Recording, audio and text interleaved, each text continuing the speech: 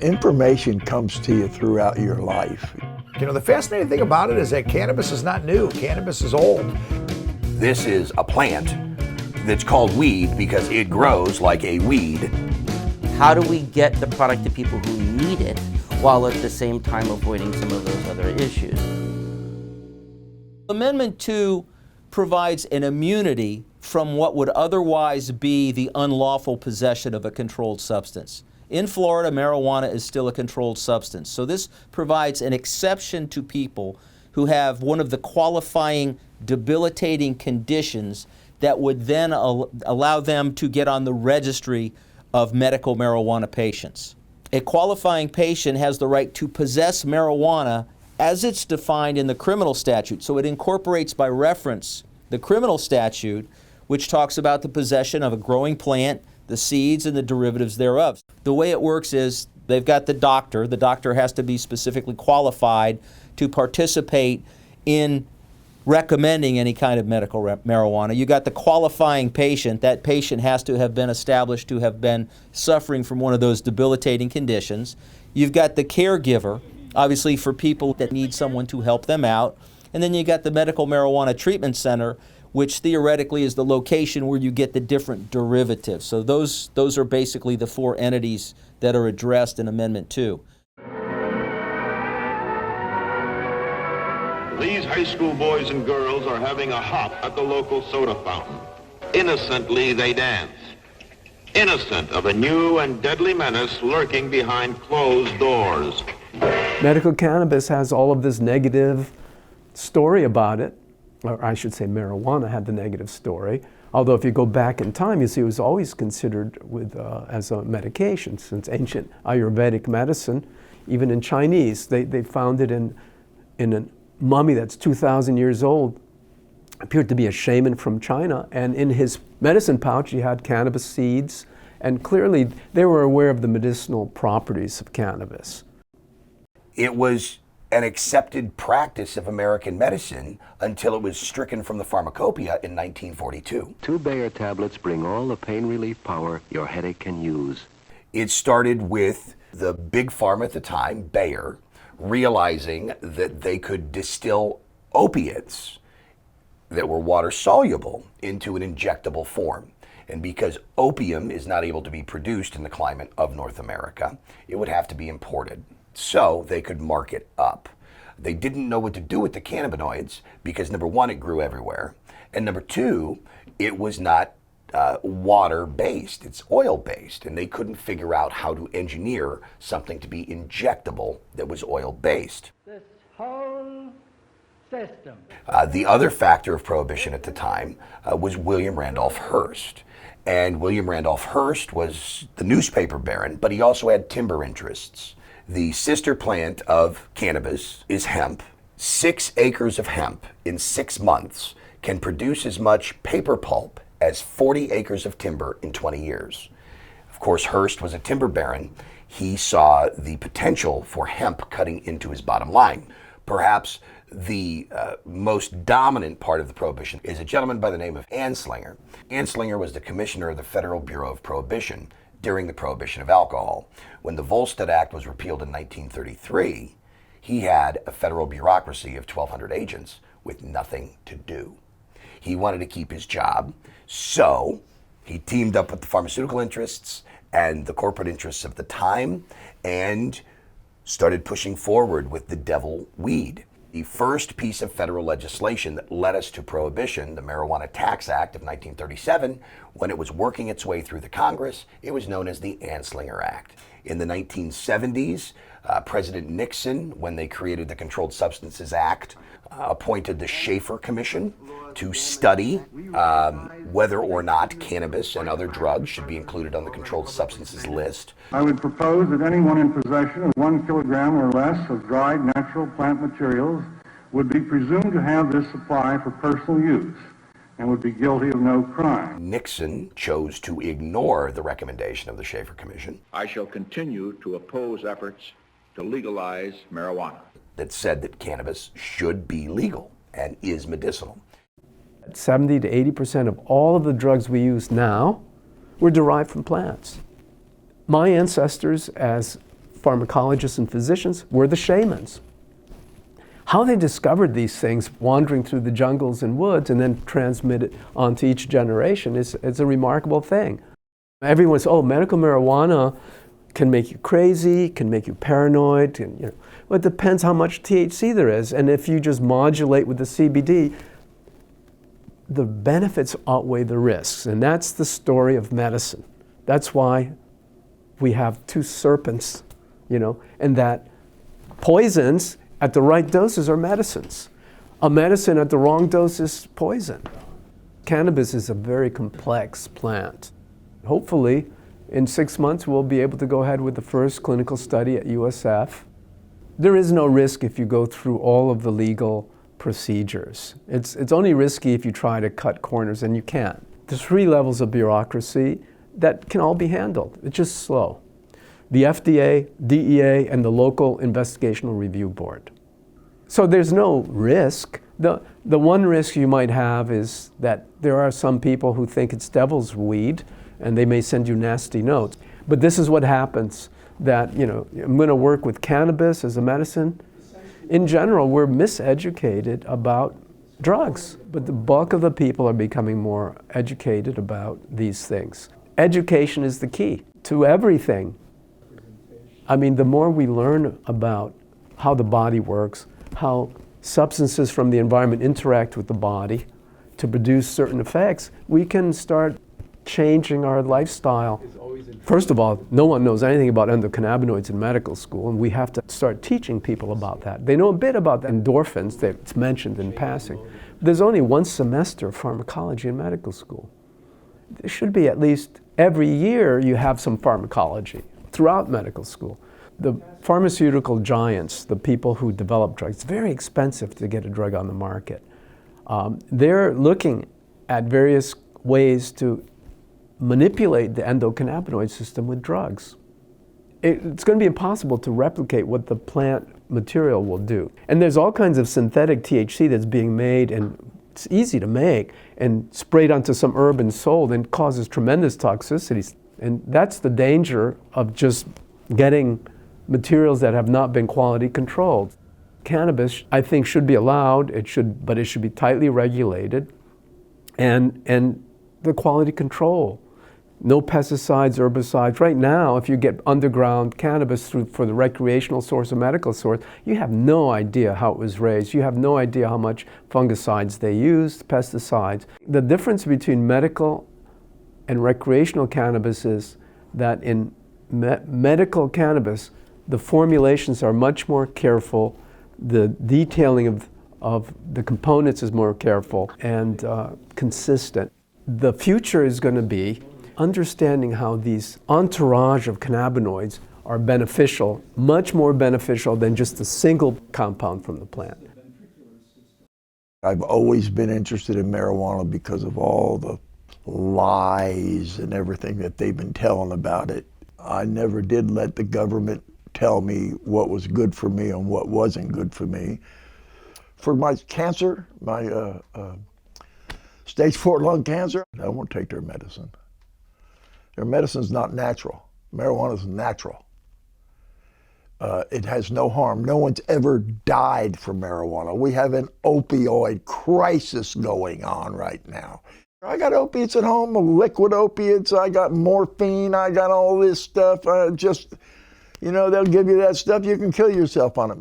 When you're doing chemo just attacks your whole body. It attacks your toes, your feet, your legs, everything. It just attacks everything. It's killing you, and they just hope it kills the cancer before it kills you.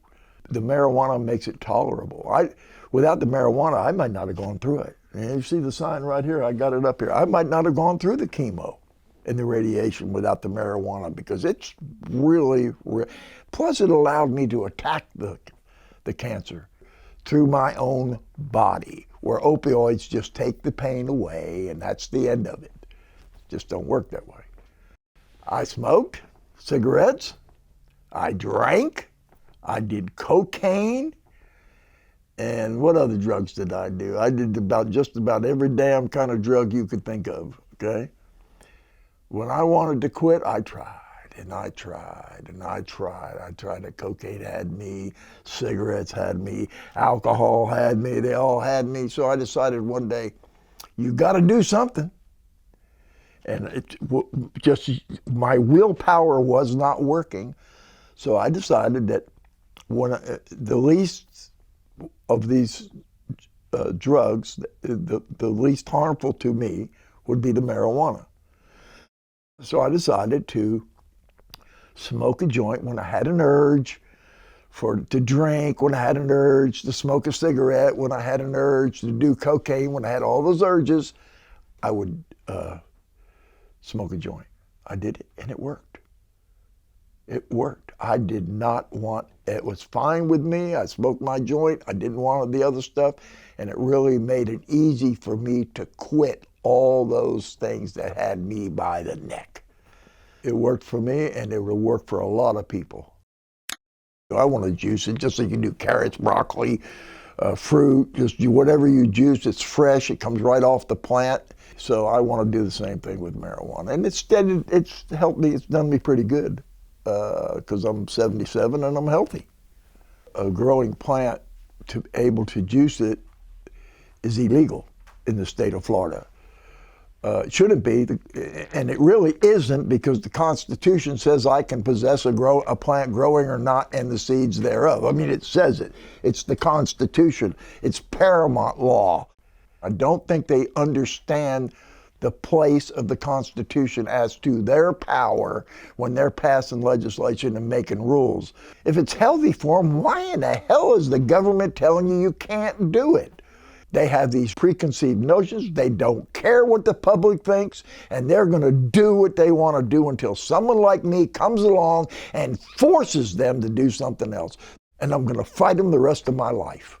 I went to law school in San Francisco in a time when there was a very strong civil rights environment at the time. So I became interested in the First Amendment and the entire Bill of Rights, for that matter. When I came to Florida, I ended up getting a job for a guy that did real estate and bankruptcy law, which wasn't my first choice, but as it turned out, he had done the real estate closing on a restaurant that Joe Redner had bought and turned into a gentleman's club. Tom Little, who was my boss at the time, said, "Hey, how would you like to work with Mr. Redner and represent people from his club?" And I said, as opposed to going to bankruptcy court, no problem.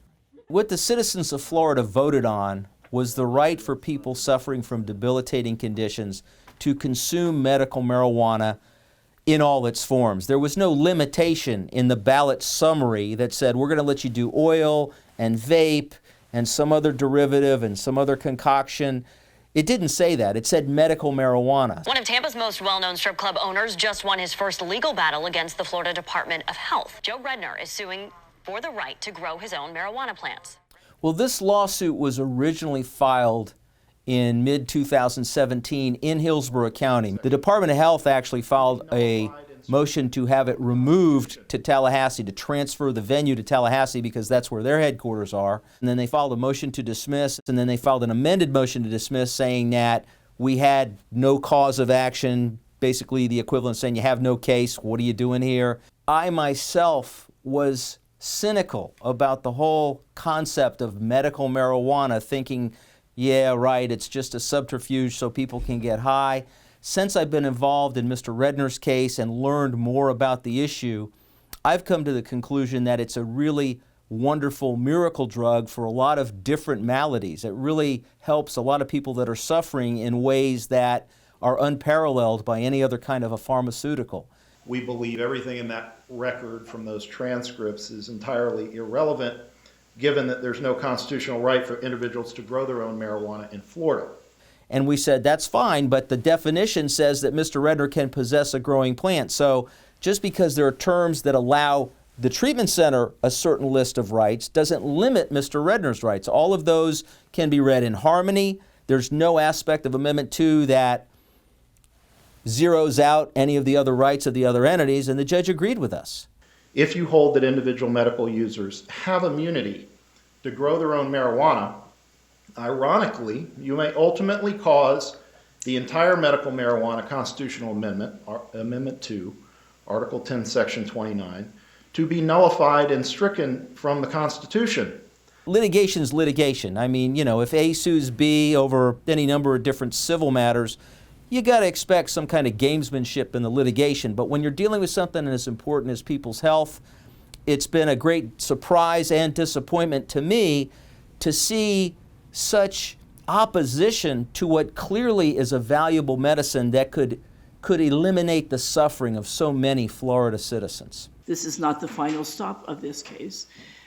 Case will go from here across town to the district court, and who knows beyond that.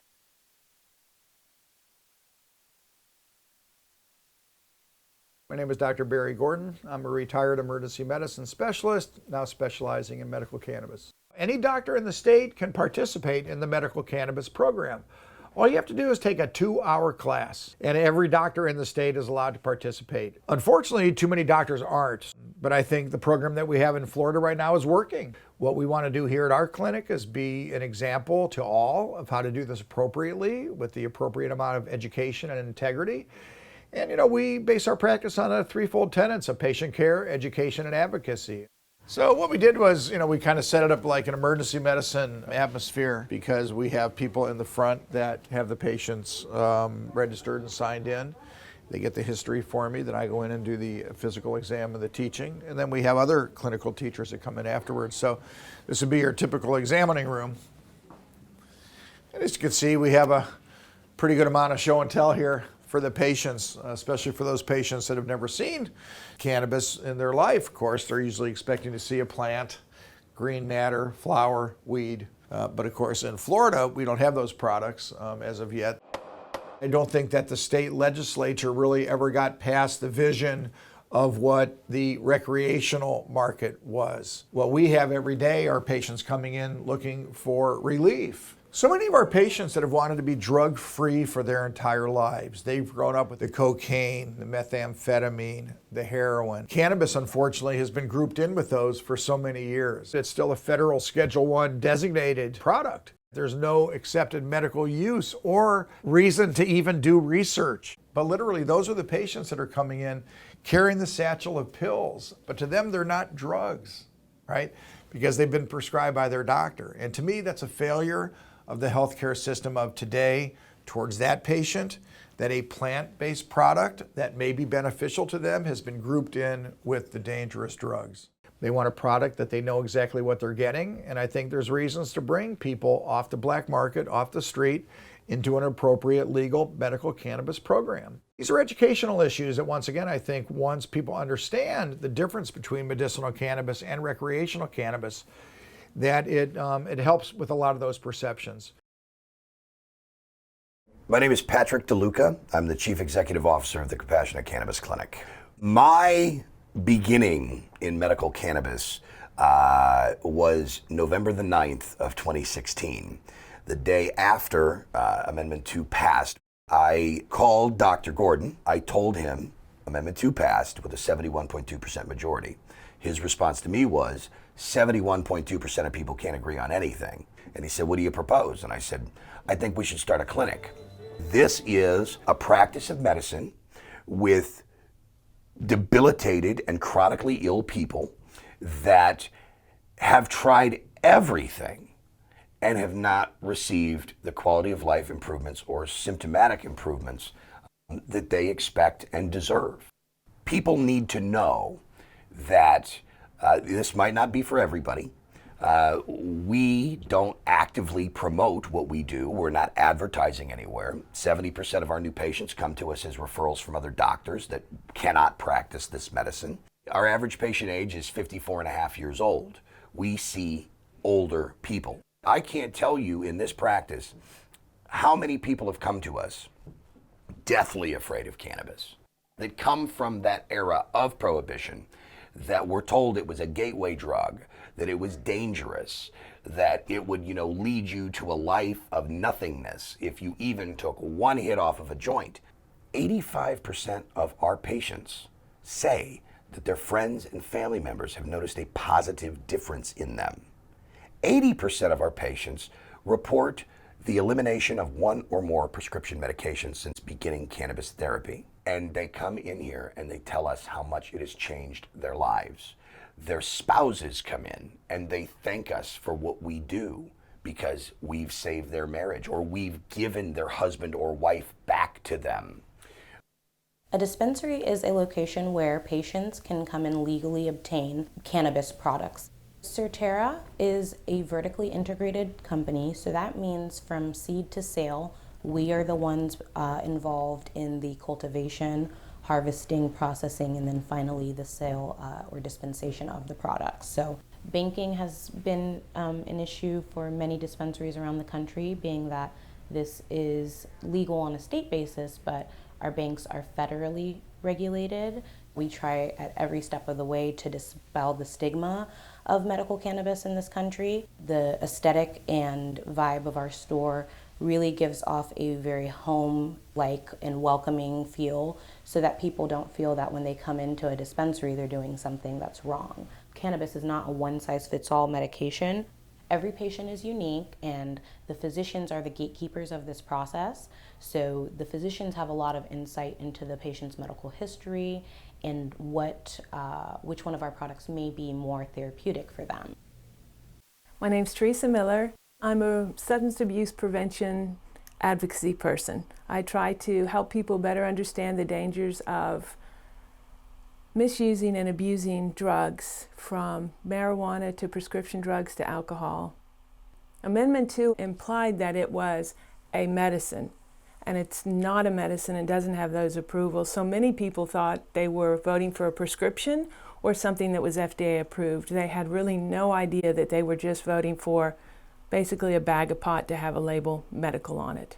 I class medical marijuana and marijuana in the same bag, and I really hope the federal government enforces federal law and cracks down on all these states that have legalized it, and honestly pulls some funds. It's described as a medicine and it's not, but I think also more importantly is its addictive features, and the fact that if you go to any rehab or ask most people who are addicted to prescription drugs or heroin in particular, if they ever used it or what their first drug of choice was, it's often marijuana.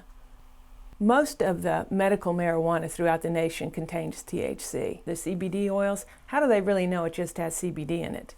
Because they're allowed to market it as CBD or marijuana or cannabis without going through the FDA process, it's not only not safe, it also is not consistent enough and doesn't have the valid data that they need and meet the benchmarks for drugs. So I don't think pharmaceutical companies want to mess with it. It's more trouble than it's worth, because I don't know too many legitimate pediatricians or other doctors that get involved with this, because it's unpredictable, and you write a recommendation, not a prescription, and you don't tell the person how often they take it, how long they take it, which specific strand they should use.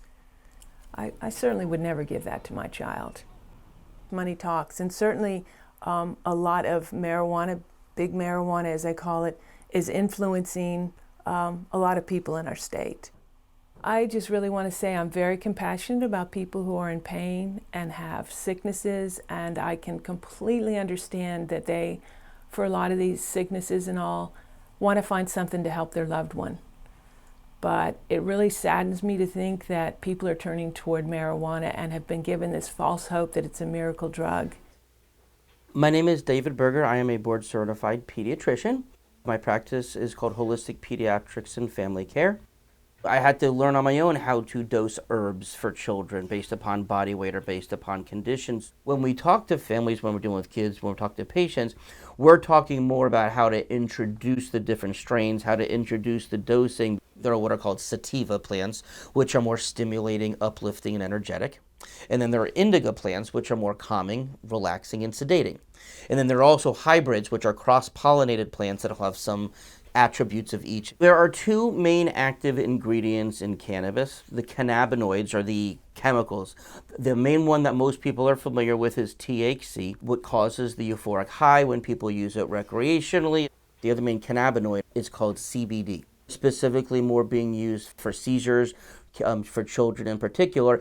And the biggest difference between the two is you can't get high from CBD. I have patients with multiple sclerosis and with Parkinson's. Their tremors are reduced and have even stopped. People with insomnia who tell me they're now sleeping through the night all the time and without having to take Xanaxes and Valiums, and so they're not feeling all drugged up in the morning, they're ready to go. I'm very, very comfortable using these things, but I also I've had the luxury of using herbs for 20 years in children, and I know how to do this. I would have no qualms if somebody came to me with their 1.5-year-old child having seizures. The medications that we know that are used for kids in seizures, they have really bad side effects, and they can affect cognitive function. They can cause all other kinds of issues. People just don't know. And so a lot of what we need to do is to educate people, educate society, that the reality is that this is safer than the majority of medications that you can get at a pharmacy right now. If I had to choose between whether I would remain as a cannabis doctor or hand in my DEA number, I would turn in my DEA, in all honesty, because I just don't use it that much, and I realize that I'm serving a purpose for families that can't get cannabis otherwise, as well as for adults, because there's just not a lot of doctors in town who are doing this, and there's definitely not a lot of doctors who know what they're doing. My name is Jennifer Mulry. I am the parent of a 12-year-old child with autism. My opinion on medical cannabis, it's a game changer. It's a lifesaver. It's been a miracle. Gabriel was diagnosed with autism when he was 17 months old. I knew by the time his first birthday rolled around that something was happening. He went from meeting his developmental milestones to regressing. What little language was there was lost. Fine motor skills started to disappear. He went from walking to crawling. His balance left. Everything just kind of changed. My goals for Gabriel have never changed. It's happy, healthy, and to know that he is loved. And when your child is screaming and crying and in complete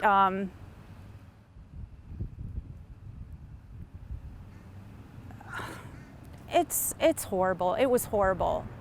You start losing your mind along with your child. We were very excited to be able to give Gabriel something that thousands of parents across the country, across the world were saying we're doing these miraculous things for their children.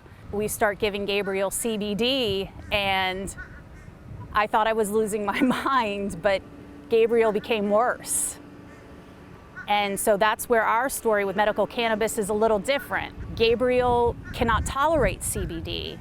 Gabriel takes what would be considered very high doses of THC for a child. I would have tried medical cannabis with Gabriel years and years ago. He's a remarkable child. He's come a long way. He's come 1,000,000 miles in 11 years. My name's Ellen Snelling, and I'm a volunteer for the Hillsborough County Anti-Drug Alliance. We work to reduce all substances of abuse. The number one is alcohol, and then number two right now is marijuana. We fully support the research and the FDA-approved medications made from marijuana. I worked in hospitals with sick people, and I'm very compassionate about helping people who are sick. But I hate using elderly people or children because you want to legalize a product that is addictive and abused because you want to make a lot of money.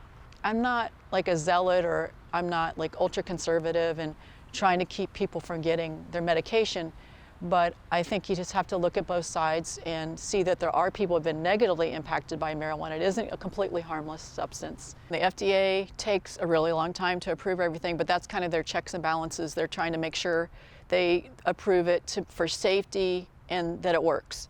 Even in Florida, there's a lot of loopholes in our amendment, so you can almost get it for anything. So like I know a couple of people have gotten it for insomnia, and some people are getting it for digestive disorders. So it's not like it sounded like when it was passed, the way you read it, it's for HIV, AIDS, cancer, ALS, and some very significant illnesses, which I think a lot of people would agree that that's worth trying, especially if people have tried other medications. We look at the cost, what we call the cost. So what does it cost in emergency room visits, what we call child poisonings, insurance increased cost, traffic crashes, all of these things. We're trying to get that information out of Colorado, Washington, California, so that we can give a complete, clear picture of here's the benefits, but here's the cost. Yeah, there really are two sides, but it seems, I feel like the media supports marijuana legalization for the most part. So a lot of times, even when you try to find out, like you want to Google something, like the first 2 pages are going to be all pro. And that's why in our class we give both sides, and we want to make sure that there's students that hear both sides, because really on every topic there's always going to be a pro and con. Our laws are representative of societal influence of the time. Well, at the time, the prohibitionist forces created what we like to think of as the most successful marketing campaign of all time, because not only were they successful in getting cannabis prohibited in the United States, but they were able to get cannabis prohibited worldwide. In fact, in countries like Canada, that is descheduling cannabis, they're having issues because every member of the United Nations in their UN charters has inherent prohibitions against the legalization of cannabis in the UN charters. The fact that Canada is descheduling and Mexico has descheduled, the United States is going to be forced to create some positive movement away from the Schedule I designation. Well, we already know it's good for the economy. Maybe not in Florida because they haven't taxed it. They have in all the other states, and it's a bonanza for their economies. California and Colorado, booming. Got money to do things that they've never been able to do before. And it comes from medical marijuana. What I tell people that want to get involved with the movement is to educate yourself first, and then tell everyone that will listen what you've learned. The Florida State Constitution gives you the right to try it if you so desire.